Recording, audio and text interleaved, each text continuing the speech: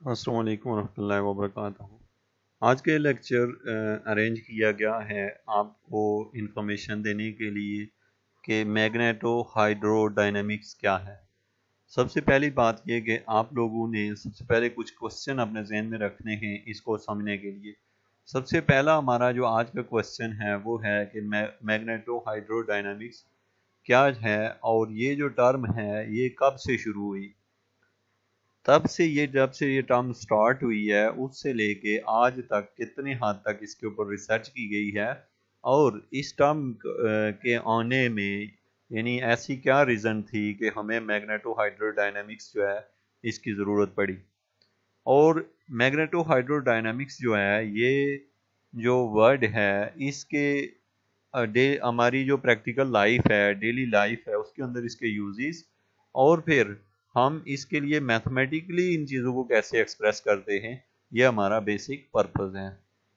ये एक research topic है और इस टॉपिक में आप लोगों को खास करके हम लोग कैसे पता लगा लेते हैं। अगर आप लोग मैग्नेटो हाइड्रोडायनेमिक्स के ऊपर थीसिस और पेपर देखें तो आपको यहाँ पे करोड़ों या अरबों की तादाद में यानी इंटरनेट आपको पूरा भरा मिलेगा। लाइब्रेरीज जो हैं वो किताबों से भरी पड़ी हैं, बट इसके अंदर ऐसा क्या है कि जो हमें मैग्नेटो हाइड्रोडायनेमिक्स जो है हमें इतनी ज़्यादा किताबें विद इन 1 to 2 आवर हमने ये सीखनी है। तो ये इस चीज़ को जहन में रख के हम लोग आगे चलते हैं। क्वेश्चन नंबर 1 कि जो मैग्नेटो हाइड्रोडायनेमिक्स है ये किसने, तो इसको हम शॉर्टली लिखते हैं जी MHD। इसको पढ़ते हैं मैग्नेटो फ्लूइड डायनेमिक्स। दूसरा नाम इसको कहते हैं मैग्नेटो फ्लूइड डायनेमिक्स। एक तो ये आपने याद रखना है। तो दूसरे number in the study the magnetic properties and behavior of electrically conducting fluid. Electric conducting fluid examples such as the magnetofluid include plasma and liquid metals, salt water and electrolytics. The word electro uh, the word electrohydrodynamics is derived from the magneto meaning magnetic field and hydro meaning water and dynamic meaning movement।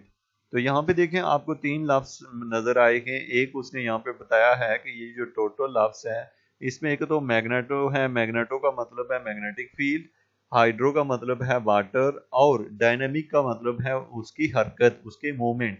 तो MHD जो हुआ ये basically जो है वो word है, यानी कि M से आप ये मुराद ले लें कि ये मैग्नेट के लिहाज से है और H जो है ये वाटर है और D जो है वो उसकी हरकत है।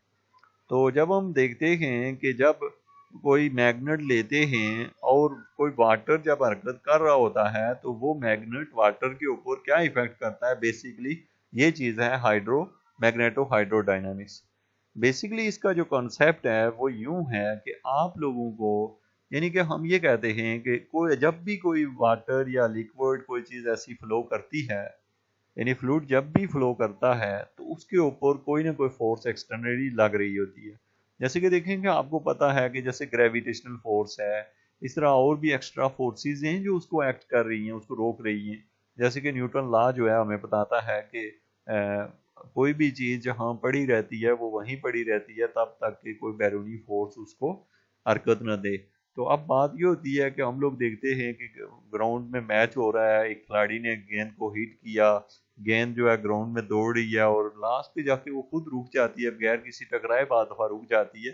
तो ऐसा क्या होता है कि ये तो न्यूटन फर्स्ट लॉ जो है उसको भी फॉलो नहीं कर रही कि रुक जाती है। तो हमने कहा जी उसकी बहुत सारी वजूहत हैं। एक तो उसको ज़मीन खींच रही है, दूसरा वहाँ पे ग्रास है, तीसरा जो है और जो एक्स्ट्रा इफेक्ट है हवा है। तो इस तरह के जो इफेक्ट हैं वो उसको रोक रहे हैं। अब एडिशनली हम लोग अगर बात करें कि एक ऐसा इफेक्ट जो कि एक रेडी वेव की शक्ल का है जो हमें दिखाई तक नहीं देता, जिसको हम लोग कहते हैं कि जब हमारे पास जो वाटर है या फिर हमारे पास जो है कोई भी जो लिक्विड है तो वो जब हरकत कर रहा है तो उसके ऊपर मैग्नेट क्या इफेक्ट करती है और बाद दफा मैग्नेट की गैर मौजूदगी में भी मैग्नेटिक इफेक्ट कैसे आ जाता है। तो सबसे पहले जो है ये बात की थी हेंस अल्फॉन ने, और ये जो है इसको नोबेल प्राइज मिला था और ये 1970 में मिला था। It is not so behind, यानी कि इतनी पुरानी बात ये नहीं है कि 1970 और अब इसको तकरीबन 30 और 20 50 ईयर्स समझ लें इसकी अगर एज है 48 49 50 ईयर अगर, तो आप देखें 50 ईयर्स में हमारा जो मकसद है कि क्या क्या हुआ है और किस किस, जब इसने सबसे पहले ये कह दिया कि they have some extra force जो कि हमारे फ्लो को डिस्टर्ब कर रही है, वो फोर्स जो है उसके बारे में जब इसने बता दिया तो फिर क्या हुआ। The fundamental concept behind MHD is that the magnetic field can induce current in a moving conducting fluid, which is turn polarize the fluid and reciprocally change the magnetic field itself.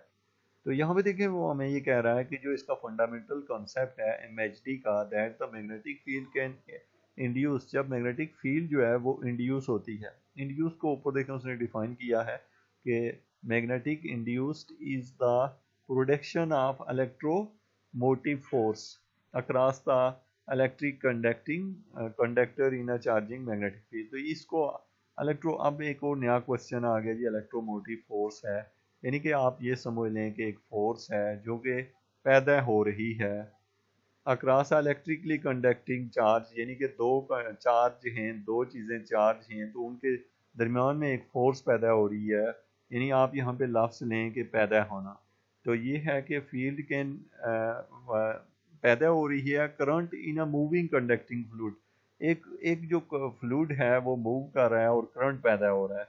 अब हमारे जहन में question ये है कि how the current is induced, यानी कि current कैसे पैदा हो रहा है, which is the turn polarize the fluid, और अगर सपोज हम कहते हैं करंट पैदा हो रहा है, मोशन की वजह से करंट प्रोड्यूस हो रहा है, तो वो कहता है जब करंट पैदा होगा तो वहाँ पे पोलराइजेशन होगी। पोलराइजेशन का मतलब ये, चूंकि केमिस्ट्री का वर्ड है जिसमें हम लोग पढ़ते हैं पोल बनते हैं, पॉजिटिव नेगेटिव आयन बनते हैं, तो यह है polarization in the fluid and reciprocally change the magnetic field itself. तो इससे ये क्या करते हैं, क्या करते हैं, मैग्नेटिक फील्ड जो है वो खुद ब खुद जो है इनके अंदर प्रोड्यूस होती है। The set of the equation of the describe MHD are combination of the Navier-Stokes equation of the fluid dynamics and the Maxwell equation and electromagnetism. These differential equation must be solved simultaneously either analytically or numerically.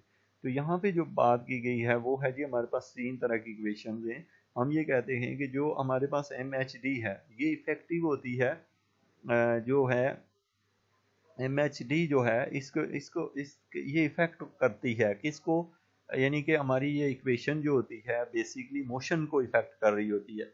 Motion से related हम लोग continuity पढ़ते हैं, continuity equation पढ़ते हैं, हम लोग momentum equation पढ़ते हैं, हम लोग इस तरह की इक्वेशन पढ़ते हैं, बट जो है हमारे पास है कंटिन्यूटी इक्वेशन, मोमेंटम इक्वेशन, जिसको हम लोग नेवियर-स्टोक्स इक्वेशन भी कहते हैं। ये जो इक्वेशन है इसके बारे में हम लोग फर्दर स्टडी भी करेंगे, उसके लिए एक नेक्स्ट लेक्चर में आपको ये एजुकेशन फॉर ऑल पे ये लेक्चर मौजूद है, आप इसको देख सकते हैं कि नेवियर-स्टोक्स इक्वेशन के बारे में, कि बिल्कुल इसी तरीके से कि ये आइडिया किसके जहन में आया था। तो नेवियर-स्टोक्स इक्वेशन जो है वो उसके साथ मिला के हम इसे सॉल्व करते हैं। यहाँ पे बात है fluid dynamics. Fluid dynamics mean to, यहाँ पे देखें in a physics engineering fluid dynamics is the sub-discipline of a fluid mechanics that describe the flow of fluid। तो फ्लूइड डायनामिक्स बेसिकली जो है ये हमारे पास जो है फ्लूइड मैकेनिक्स जो है उसी का एक पार्ट है, और इसमें हम लोग पढ़ते हैं कि फ्लूइड की मोशन के बारे में पढ़ते हैं हम लोग। तो यहाँ पे है मैक्सवेल इक्वेशन जो है, आपको इसका पता नहीं चाहिए कि Maxwell equation are the set of partial differential equation that together with the Lorentz force law from the foundation of the classical electromagnetism, classical optical।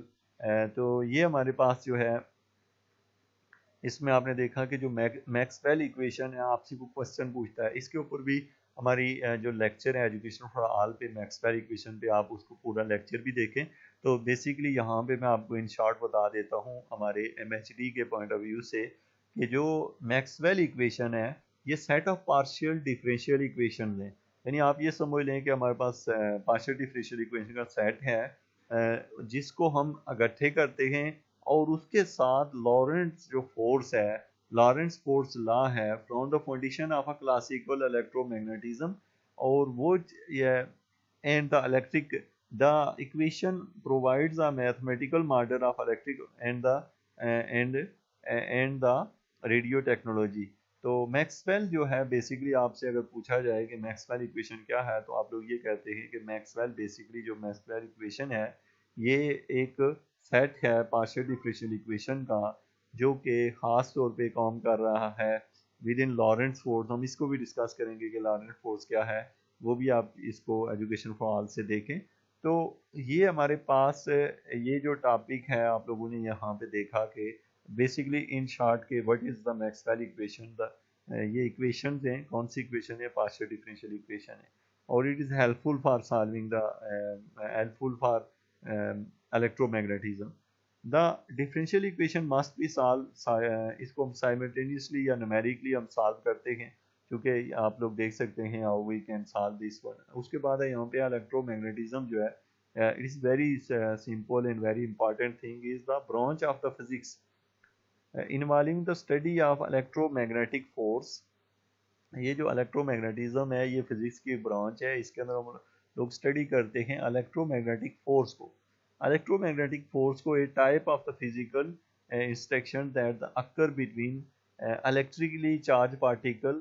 The electromagnetic force usually exhibit electromagnetic field such as the electric field।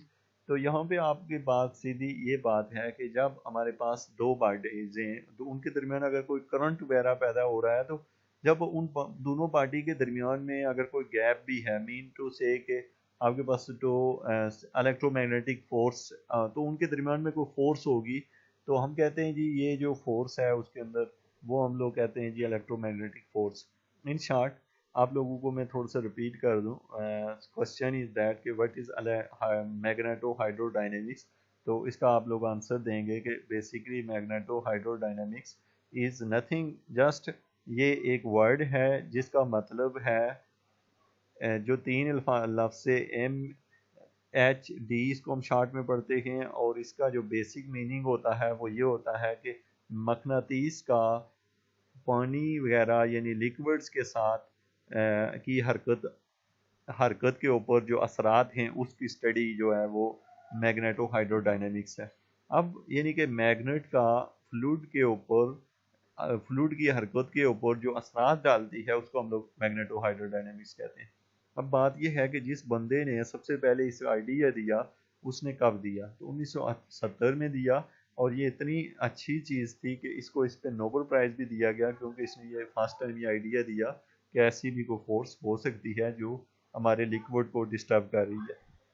फिर सवाल ये पैदा हुआ कि ये force आती कहाँ से है, तो हमने ये कहा कि जब मोशन होती है फ्लूइड की तो उस वक़्त यहाँ पे ये वो बंदा है उसकी आपने शक्ल भी देखी है, हैंस ओल्फोम गोश एल्फोम वाजा, स्वीडिश इलेक्ट्रिकल इंजीनियर है ये, और इसने plasma physics and winner of the 1970 Nobel prize in physics for his working magneto MHD। He describe the class of MHD was known as this. और एक तो इसने इसके ऊपर जो है डिस्कशन की और ये आपने इसकी पिक्चर भी देखी है, ये एक इंजीनियर है।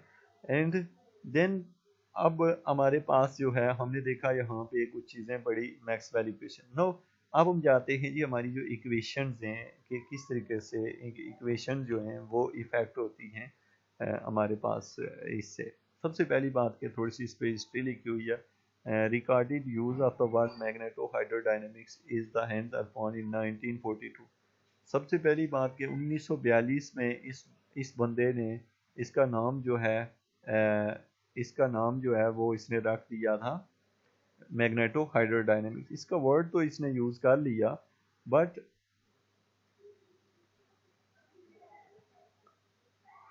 ये यूज करने के बाद ओके, ये यहाँ पे है, ये इसका नाम आप देख रहे हैं, एंस ओलोफ गोस्टा एल्फेन। इसने कब 1942 में सबसे पहले इसका नाम बता दिया, ठीक हो गया।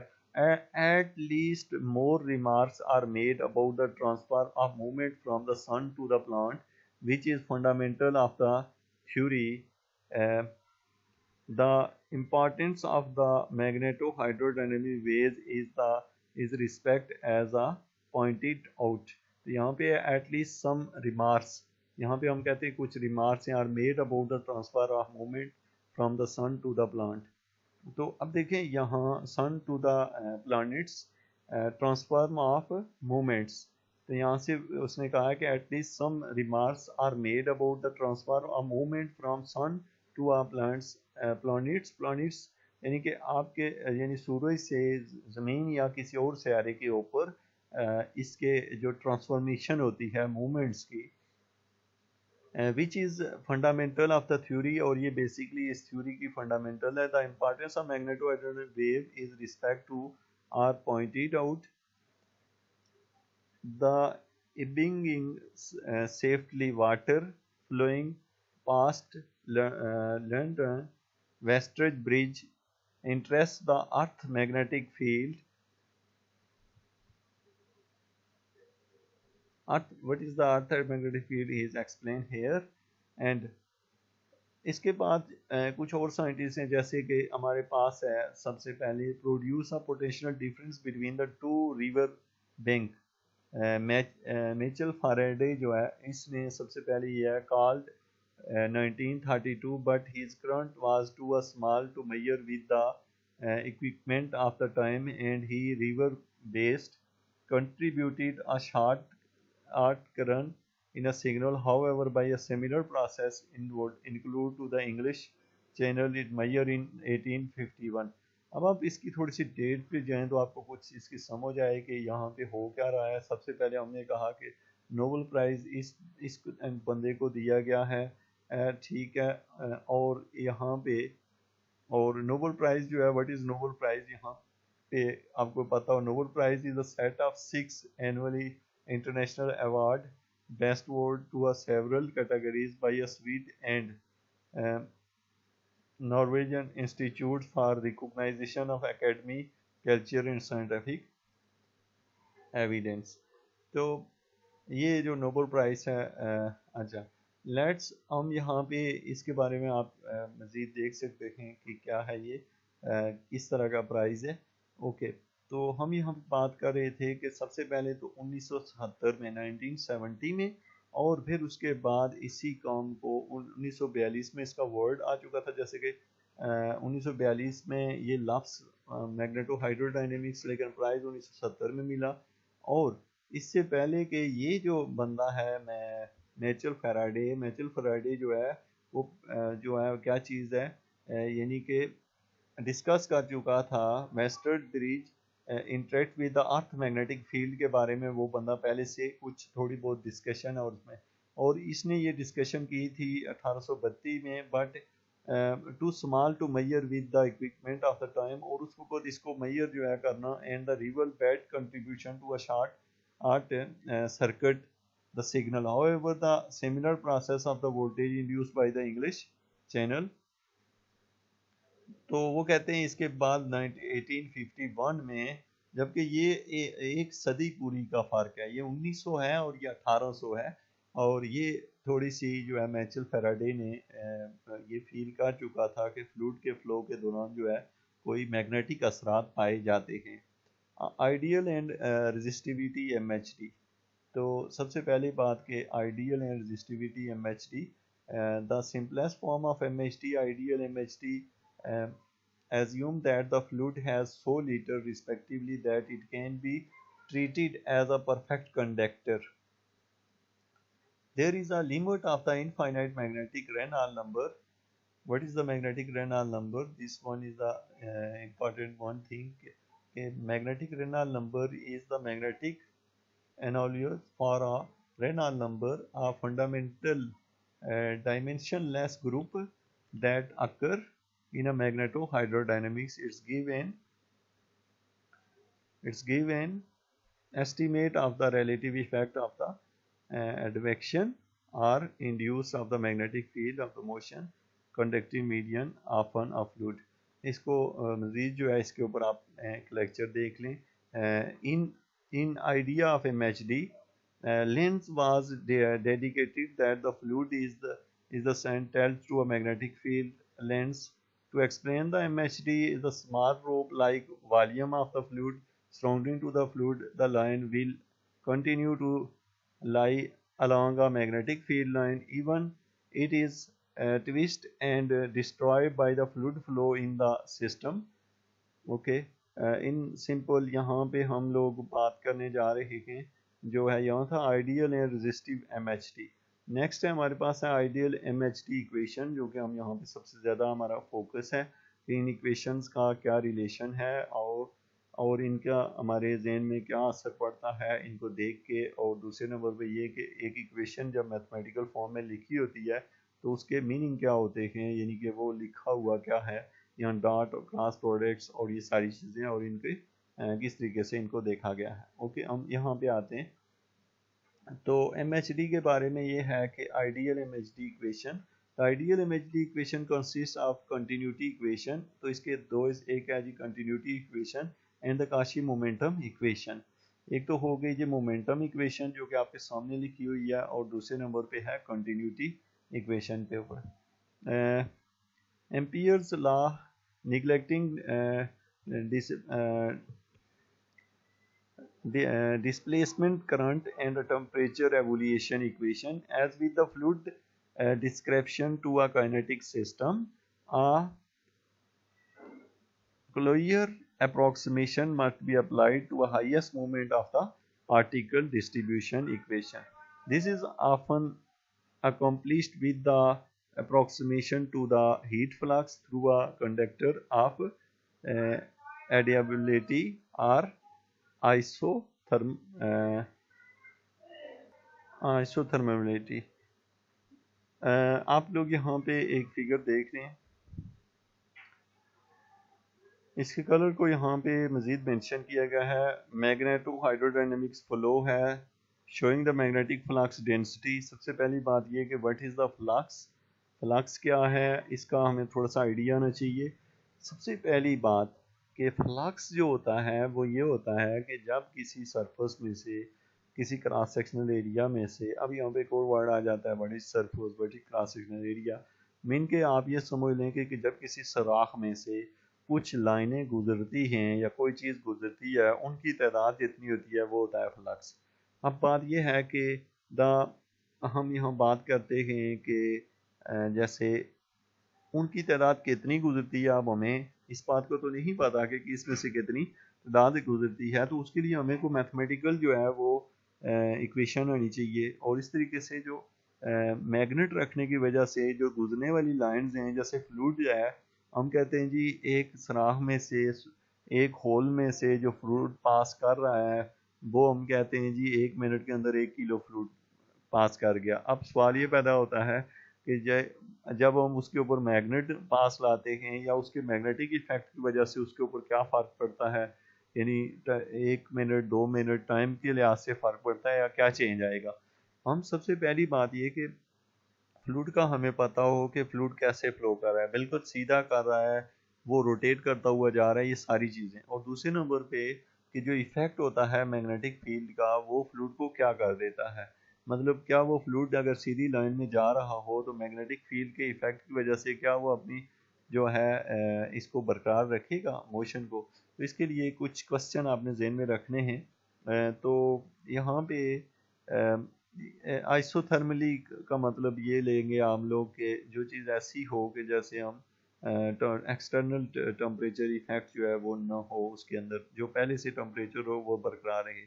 The quantity is characterized to electrically conducting fluid as a bulk plasma velocity field V, the current density J, the mass density rho, and the plasma pressure P, and a flowing electric charge in the plasma is the source of the magnetic field.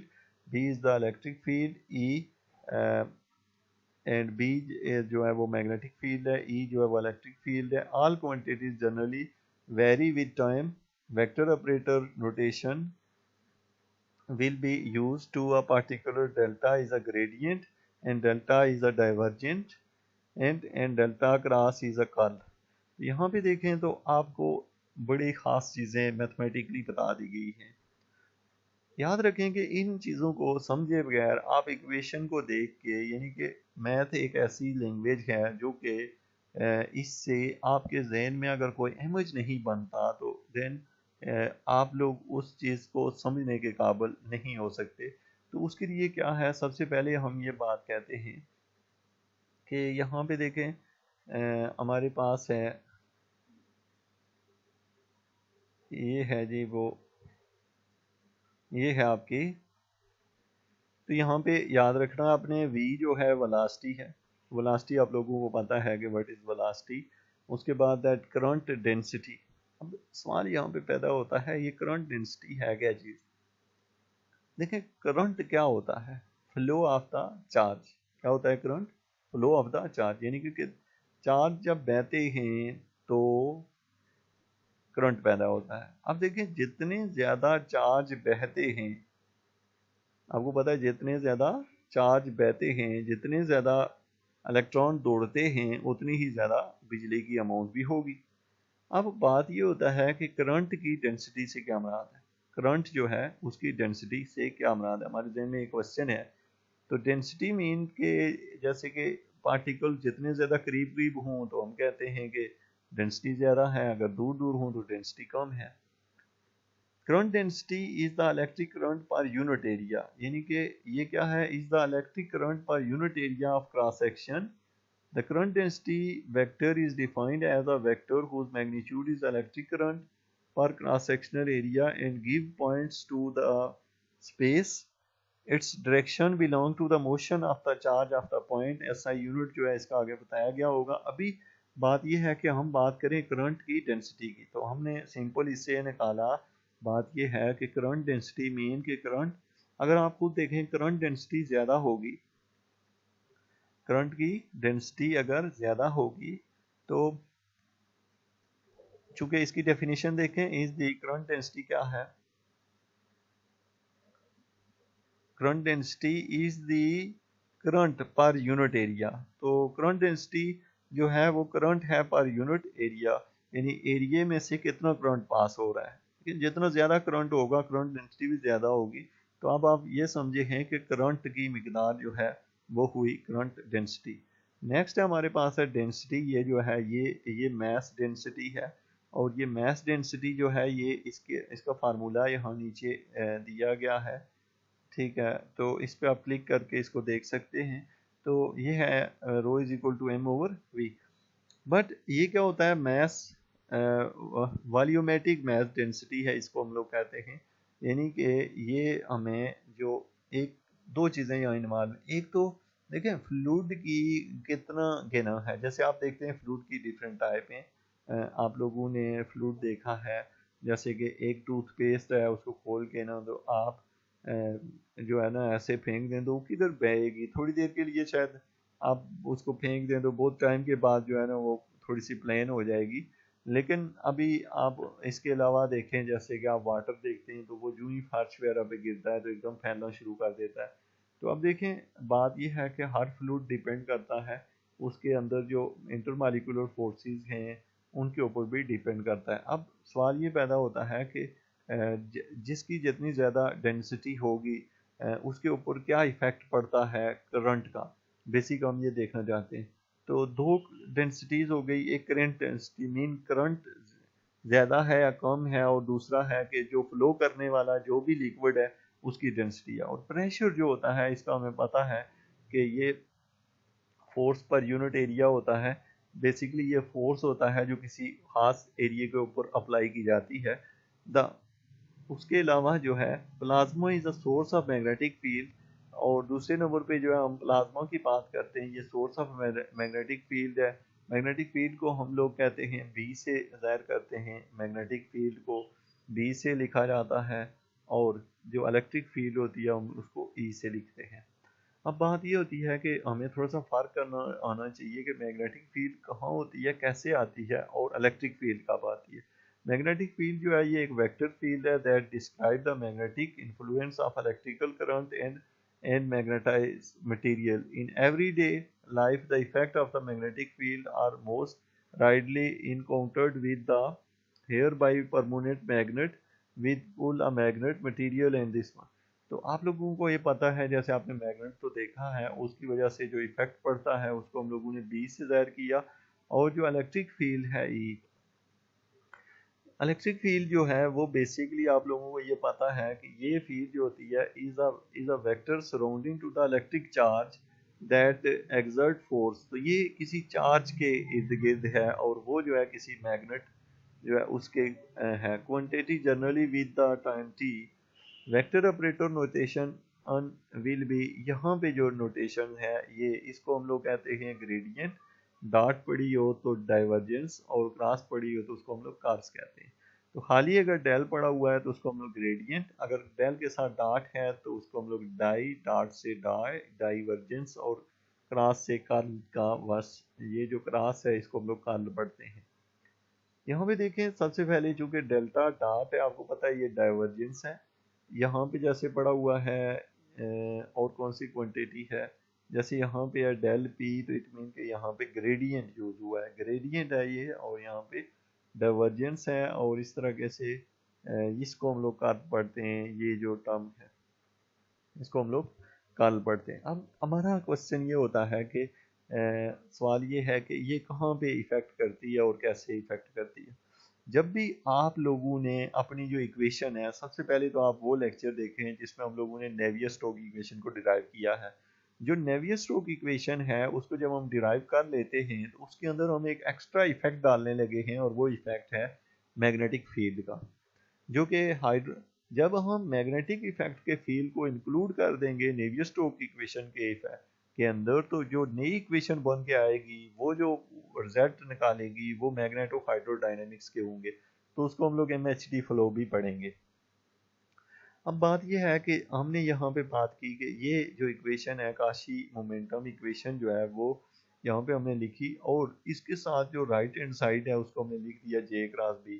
अब J cross B क्या चीज़ है? J जो है वो density है of the current, और B जो है वो क्या है? डेंसिटी है ऑफ दी किसकी है? एक तो मैग्नेट की है, और दूसरी जो डेंसिटी है वो है sorry B is the magnetic field है, और J जो है मैग्नेटिक फील्ड जो है डेंसिटी है। तो जब डेंसिटी को जब आप क्रॉस मल्टीप्लाई कर रहे हैं, तो अब क्वेश्चन ये अराइज होता है कि हम यहाँ क्रॉस मल्टीप्लाई क्यों कर रहे हैं। तो दूसरे नंबर पे आपने इस क्रॉस के मीनिंग को फिजिकल मीनिंग समझने हैं, देख के आपको पता चले कि भाई बात क्या हो रही है यहाँ पे। तो जो क्रॉस का इफेक्ट होता है उसमें याद रखें कि इट शुड बी ये जब अगर इसको प्रैक्टिकल लाइफ में देखें तो क्रॉस प्रोडक्ट बेसिकली रोटेशन को शो कर रहा होता है। तो अब आप देखें, आप खुद देखें कि जहाँ पे करंट इन्वॉल्व हो, यानी कि जे है, वहाँ पे हमने यहाँ ऊपर पढ़ा कि जे जो है वो करंट डेंसिटी है, और जो है बी जो है वो मैग्नेटिक फील्ड है। तो जब आपने मैग्नेटिक फील्ड जो है वो अप्लाई करने से जो करंट डेंसिटी है उसके ऊपर क्या इफेक्ट बनना है, हमने लिखा J क्रॉस B से। अब ये जो J क्रॉस B का वर्ड है ये सबसे स्पेशल है, इसको हम लोगों ने लॉरेंट्ज फोर्स का नाम दिया। अब लॉरेंट्ज फोर्स जो है वो जो टर्म है J cross B can be expressed in the ampere law, और इसको हम लोग एम्पियर लॉ में इसको एक्सप्लेन कर सकते हैं। यहाँ पे इसको दिखाया गया है जैसे ये है।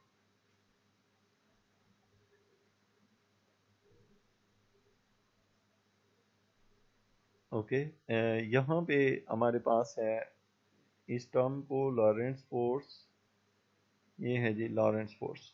अब लॉरेंट्ज फोर्स को थोड़ा सा आप यहाँ से अगर देखें तो ये हमारे पास कोई फोर्स है जिसमें क्यू वी क्रॉस बी है।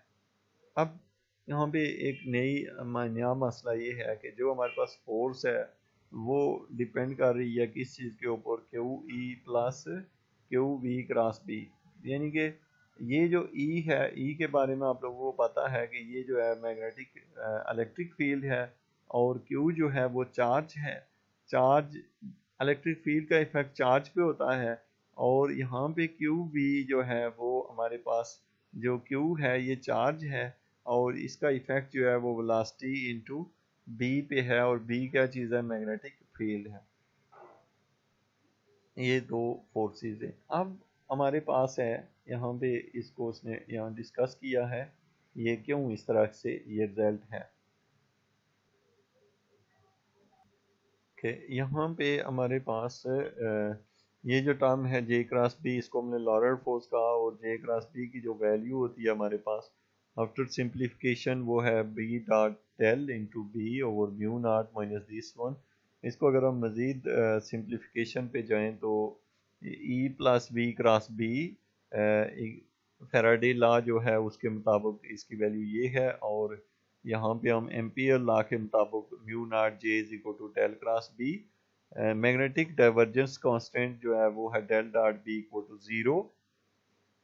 द एनर्जी इक्वेशन जो है वो इस फॉर्म में आ जाती है। लेकिन अभी जो है ये हमारा फाइनल रिजल्ट नहीं है, यानी हम इसके ऊपर नेक्स्ट लेक्चर में हम देखेंगे कि मैथमेटिकल जो हम यहाँ पे लाते हैं, टर्म्स लाते हैं वन बाई वन, वो टर्मिनोलॉजी जो होती है ईच स्टेप कि किस किस तरीके से और कौन किसने इसका रोल अदा किया, और कैसे हम लोग अपनी इक्वेशन के अंदर अपनी रिक्वायरमेंट के मुताबिक एम को यूज़ में लाते हैं।